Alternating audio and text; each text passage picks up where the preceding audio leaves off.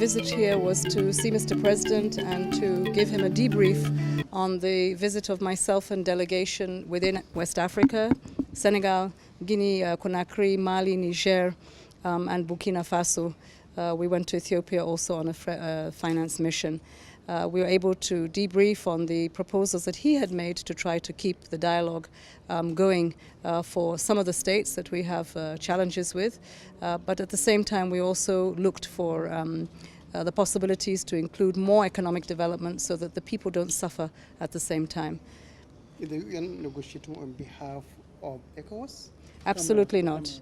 Absolutely not. The UN does not negotiate on behalf of ECOWAS. What it does is to support the leadership of ECOWAS, and that's why we came here to debrief the President. What are you telling these countries not to visit? Well, what we're telling these countries is that a number of them have a crisis, they have unconstitutional changes, and what they must do is to come back to a transition and a process to democracy.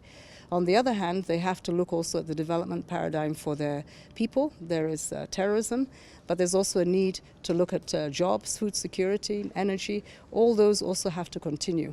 Now, if they can display a roadmap that gives everyone some confidence that there is a return to democratic rule, then they will find the support. I believe that in ECOWAS we are a family. Regional integration is at the heart of it. It is what these countries have said. And the proposal by ECOWAS in its last meeting to have President Faye of Senegal and President Faure of Togo to continue that dialogue and engagement is a good one.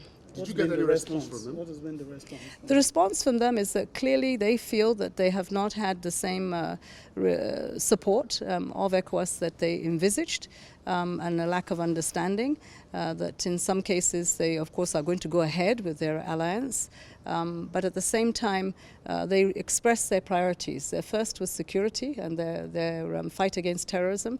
Their second was investments that they were looking for in certain areas like food security and job creation for young people.